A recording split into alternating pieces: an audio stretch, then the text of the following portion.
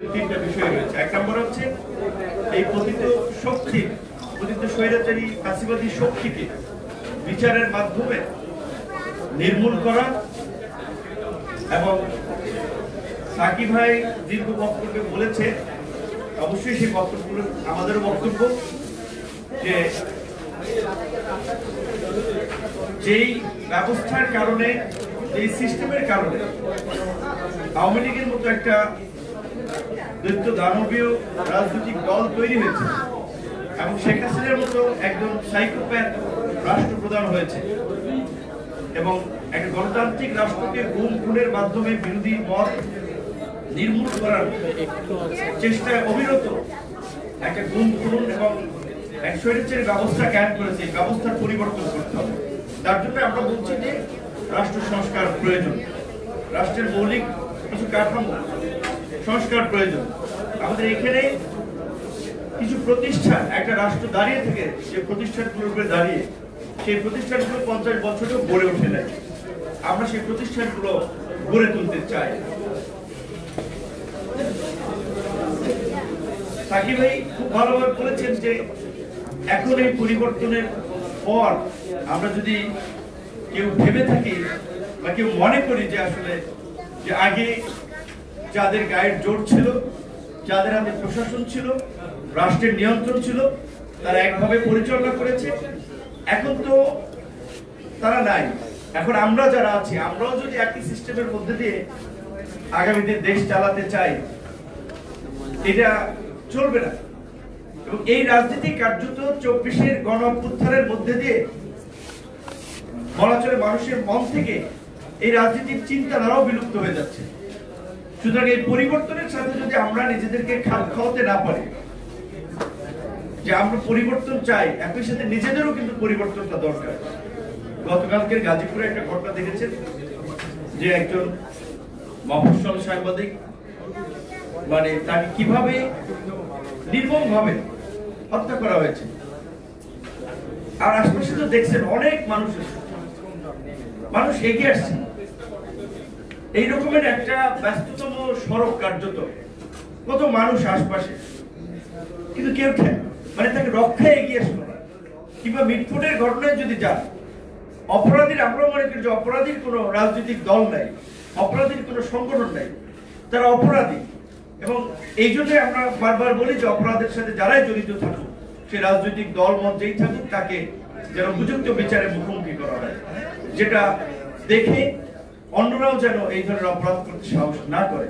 কিন্তু আমাদের আক্ষেপ এবং আফসোস হচ্ছে এই যে আমরা 24-এর গণ অভ্যুত্থানে অনেক কথা বলি। আপনারা দেখেছেন যে মানুষ, ছাত্র কিংবা শ্রমিক টিন দিয়ে পুলিশের গুলি ঠেকানোর চেষ্টা করেছে, কিংবা কাঠ দিয়ে আপনার রাস্তায় নেমেছে, একটু সামনে ধরে রেখেছে, কারণ সে মানে বুঝতে পারছে যে গুলি আসতে পারে, তার গায়ে লাগতে পারে।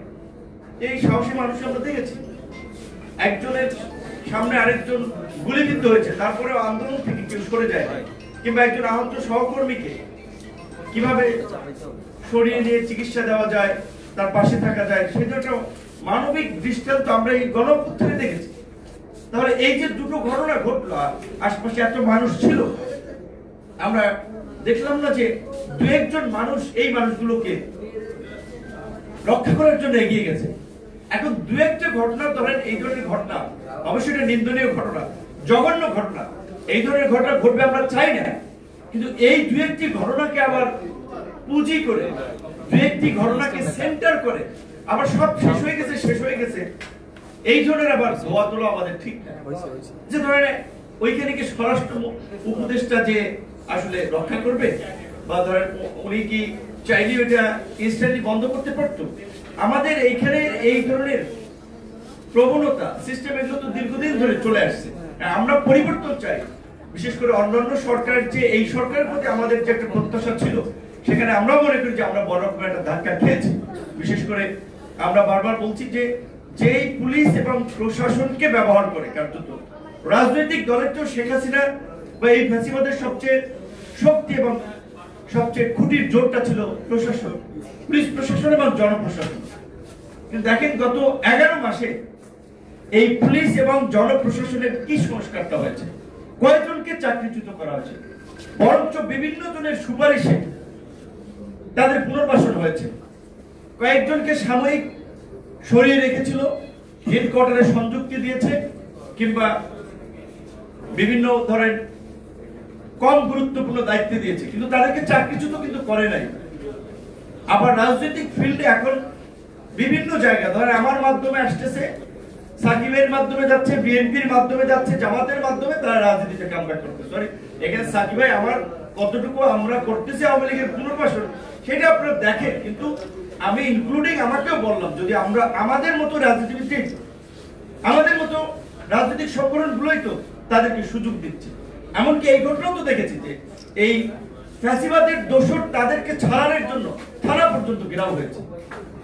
আমরা যদি ভেবে থাকি যে প্রশাসনে তাকে পুনর্বাসন করলে সে আমার পক্ষে কাজ করবে, রাজনীতিতে পুনর্বাসন করলে সে আমার পক্ষে লাঠিয়াল হবে, নির্বাচনের মাঠে শক্তি হবে, এটি কিন্তু হিতে বিপরীত হয়ে দাঁড়াবে।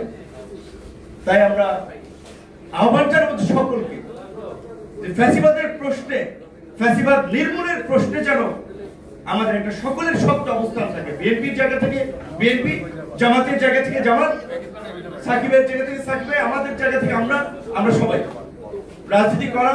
এখন অনেক মানুষের আগ্রহ তৈরি হয়েছে, পরিস্থিতির কারণে অনেকে রাজনীতি যুক্ত হয়েছে। আওয়ামী লীগকে নিয়ে রাজনীতি করতে হবে এত লোকের অভাব পড়ে না, কিন্তু এইটা আমাদের মধ্যে একটু উপলব্ধিতে থাকা দরকার। আমরা অনেকেই কিন্তু পুনর্বাসন করছি। সংস্কারের প্রশ্নে সাকিব ভাই যেমনটা বলেছে যে জুলাই সনদের বিষয়ে যে আমরা অনেকগুলো বিষয়ে একমত পোষণ করেছি, কিন্তু জুলাইয়ের ঘোষণাপত্রে আমাদের প্রকৃত অর্থে যেই প্রত্যাশা ছিল সেটির প্রতিফলন ঘটে নাই, বরঞ্চ এখানে কিছু কথা মন গড়া কথা জুড়ে দেওয়া হয়েছে। কোন কোন দলের ন্যারেটিভ তৈরি করার জন্য এইখানে একটা নতুন কি বলবেন যে কিছু পুরানো ইতিহাস কিংবা কিছু গতানুগতিক কথা নিয়ে আসা হয়েছে এবং অনেক মূল বিষয়কে আড়াল করা হয়েছে। যেমন ধরেন এখানে আপনাদের হাউজে সাংবাদিক আছেন, রাজনৈতিক কর্মী আছেন। আচ্ছা, ইতিহাসের ধারাবাহিকতা থাকতে পারে, এই ধরনের ঘোষণাপত্র সংক্ষিপ্ত হয়, কিন্তু অল্প কথা থাকলেও সেটার মূল্য থাকে অনেক, সেটা গুরুত্বপূর্ণ কথা হয়ে থাকে। এই গণঅভ্যুত্থানের প্রেক্ষাপটটা অবশ্যই এই 16 বছরের ফ্যাসিবাদী জমানার, ফ্যাসিবাদী আমলের নির্যাতন, নিপীড়ন, গুম, খুন, এগুলো মানুষের মনে ক্ষোভ তৈরি করেছে, এগুলো মানুষকে ক্ষুব্ধ করেছে, মানুষের মধ্যে অত্যাচার, নির্যাতন কিছু ক্ষেত্রে প্রতিরোধ করতে শিখিয়েছে। যেভাবে আমরা 2018 সালে যখন কোটা সংস্কার আন্দোলন করেছিলাম, আমরা সরকারি চাকরির বৈষম্য নিরসনের জন্য আন্দোলন করেছিলাম। তো আমরা কি চাকরিতে ঢুকেছি? আমরা কি 18 সালে আমাদের যখন দাবি দেওয়া মেনে নেওয়া হয়েছিল প্রথম এবং দ্বিতীয় শ্রেণীর চাকরিতে, আমরা কি আন্দোলন বাদ দিয়ে দিয়েছি? বরঞ্চ কোটা সংস্কার আন্দোলনের পরে আমরা যখন ঢাকা বিশ্ববিদ্যালয়ের ডাকসু নির্বাচন পেয়েছি, নিজেদেরকে আরেকটু প্রাতিষ্ঠানিকভাবে সংগঠিত করার চেষ্টা করেছি। ডাকসু নির্বাচনের পরে ধারাবাহিকভাবে রাজনৈতিক সংগ্রামের মধ্যে দিয়ে একটা রাজনৈতিক দল তৈরি করেছি এবং এই 2018 সালে কোটা সংস্কার আন্দোলনেরই মাঝে আপনারা জানেন একটা নিরাপদ সড়ক আন্দোলন, যেটাকে অনেকে বলেছিল কিশোর বিদ্রোহ। এই নিরাপদ সড়ক আন্দোলনের এই কিশোররাই দুঃসাহস দেখিয়েছিল, শেখ হাসিনাকে চ্যালেঞ্জ করেছিল, ক্ষমতাকে চ্যালেঞ্জ করেছিল, প্রধানমন্ত্রীর কার্যালয়ের গাড়িতে মার্কার দিয়ে লিখে দিয়েছিল প্রধানমন্ত্রীর লাইসেন্স কোথায়। দেখেছেন অনেক বড় বড় নেতা, পুলিশের পদস্থ কর্মকর্তা গাড়ি লাইসেন্স দেয়, কাগজ দেয়, ছাত্ররা সড়কে নামাইয়া তাকে হাঁটাই নিয়েছে এবং ওই ছাত্ররাই প্ল্যাকার্ড তুলেছিল রাষ্ট্র সংস্কার চাই, রাষ্ট্র মেরামত চাই। আন্দোলনে রাস্তায় বন্ধ করে হচ্ছিল, রাষ্ট্র সংস্কার চলছে এবং কিছু ছবি ফেসবুকে আপনারা দেখেছেন কি সুন্দরভাবে একদিকে একটা লেন অ্যাম্বুলেন্স যাচ্ছে, একটা লেন রিক্সা যাচ্ছে, একটা লেনে মানুষ হেঁটে যাচ্ছে। এইভাবে আন্দোলনের মাঝখানে তারা দৃষ্টান্ত স্থাপন করে দেখিয়েছিল। সত্যিকার অর্থেই এই ছাত্রদের প্ল্যাকার্ড থেকেই, এই ছাত্রদের স্লোগান থেকেই আমাদের মনে রাজনৈতিক আকাঙ্ক্ষা জন্ম নিয়েছে যে না, আমাদের ছোট ভাইয়েরা, আমাদের কিশোরেরা, তরুণেরা যখন বলছে রাষ্ট্র মেরামত করবে, রাষ্ট্র সংস্কার করবে, তখন আমাদের কাছে মনে হয়েছে যে আমরা চেষ্টাটা করে দেখতে পারি। কারণ সত্যিকার অর্থে অনেকেই বলে আপনি অন্য দলে যান নাই, যেতে পারতেন আপনারা। প্রকৃত অর্থে বিদ্যমান রাজনীতিকে আমাদের পছন্দ মনে হয় না, এবং তাদের অনেকেই কর্মকাণ্ড কাছাকাছি ছিল, যে কারণে মনে হয়েছে যে আমরা যদি নাও পারি অন্যকে পথ দেখাতে পারবো। দেখেন এই যে আন্দোলনের নন ফেস, আন্দোলনের সবচেয়ে পরিচিত লিডার, তাদের অধিকাংশ এই আমরা যে সংগঠন থেকে রাজনৈতিক ভাবে আজকে এই জায়গায় এসেছি, ছাত্র অধিকার পরিষদ থেকে জন্ম নিয়েছে। একটা কথা এটা আমার জায়গা থেকে এখন বলা উচিত না, কারণ এগুলো নিয়ে কাদা ছোড়াছুড়ি অযথা বিতর্ক বাড়ে। তারপর আবার এটা ইতিহাসের একটা কথা বলা লাগবে। কিছু কথা, কিছুদিন আগে আন্দোলনে আমাদের পরিচিত এক তরুণ ঢাকা বিশ্ববিদ্যালয়ের শিবিরের নেতা ছিলেন সাদিক কায়ুম, সে বলেছিল যে আমাদের যে ছাত্র সংগঠনের ছাত্র অধিকার পরিষদ, তার থেকে কিছু ছেলেদেরকে তারা আমাদের ছাত্র সংগঠন থেকে ভাগিয়ে নিয়ে দল বা সংগঠন তৈরি করার জন্য পৃষ্ঠপোষকতা করেছে, সহযোগিতা করেছে। এবং তার বয়ান সে বলছে যে 18 সালের পুরো সংস্কার আন্দোলনেও যারা ছিল তাদের সাথে শিবিরের নিয়মিত যোগাযোগ ছিল, তাদেরকে সহযোগিতা করতো। প্রকৃত অর্থে এই কথাটা যদি আমি না বলি তাহলে এইটা ভুলভাবে একটা মানুষের কাছে ধারণা তৈরি হতো। আমি কিন্তু ওপেন, এটা তো লুকোচুরি কিছু। আমি বিশ্ববিদ্যালয়ে ওই চরাঞ্চলের বরিশাল, আমার ইউনিয়নের নাম চর বিশ্বাস, একেবারে প্রত্যন্ত গ্রাম অঞ্চল চর থেকে আমি উঠে এসেছি। আমার বাবা একেবারেই একজন নিম্নবিত্ত পরিবারের মানুষ। সো আমাদের মতো মানুষের ছাত্রদের বিশ্ববিদ্যালয়ে পড়ার পাশাপাশি তাদের চিন্তা থাকে ফ্যামিলির থেকে লোড কমানো, নিজের খরচটা যদি নিজেরা চালাতে পারি, একটু কম খরচে থাকতে পারি, সেই চেষ্টাটা করি।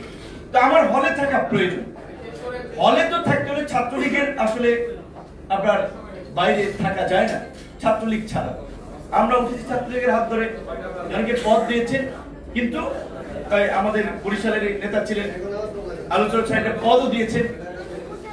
তো ছাত্রলীগের সাথে একটা সম্পৃক্ততা ওই সময় ছিল, কিন্তু ছাত্রলীগের মধ্যে থেকে আবার আন্দোলন করে এই প্রেক্ষাপট আমরা তৈরি করেছি। কিন্তু শিবিরের সাথে কার্যত আমার ওইভাবে যোগাযোগ ছিল, হয়তো আমার অন্য সহকর্মীদের জনকে চিনতে পারেন। সো এটা একটা ভুল ব্যাখ্যা হবে যখন বলা হচ্ছে যে আমাদেরকে সাপোর্ট করতে হবে। আবার এই আন্দোলনের সময় আমরা দেখেছি আপনার এখন আন্দোলনের পরে যেভাবে বিভিন্ন রাজনৈতিক দল সংগঠনের মধ্যে ক্রেডিট নিয়ে একটা বিতর্ক হচ্ছে, এইটা আসলে আরেকটা আমাদের কাছে দৃষ্টিকটু মনে হয়েছে। তো আমাদের অনুরোধ থাকবে আন্দোলনের, অবশ্যই সাকিব ভাই বলছে যে সমস্ত অংশীজনদের একটা ভূমিকা আছে, কন্ট্রিবিউশন আছে। আমরা প্রত্যেকের কন্ট্রিবিউশনকে স্মরণ করি এবং আমরা চাই আমাদের মধ্যে আন্দোলনের মধ্যে দিয়ে যে ঐক্য, ভ্রাতৃত্ব এবং সংহতি গড়ে উঠেছিল, সেটার মধ্যে দিয়েই সবাই মিলে আগামীর বাংলাদেশে আমরা বিনির্মাণ করবো। তার জন্য আমাদের প্রয়োজন জাতীয় নির্বাচন। আশা করি অন্তর্বর্তী সরকার যেহেতু জাতীয় নির্বাচনের একটা সম্ভাব্য তারিখ ঘোষণা করেছে, খুব দ্রুত সময়ের মধ্যেই একটি জাতীয় নির্বাচন অনুষ্ঠিত হবে এবং বাংলাদেশের ইতিহাসে সেই নির্বাচন যেন একটি মডেল নির্বাচন হয়, সেই প্রত্যাশায় থাকবে। ধন্যবাদ।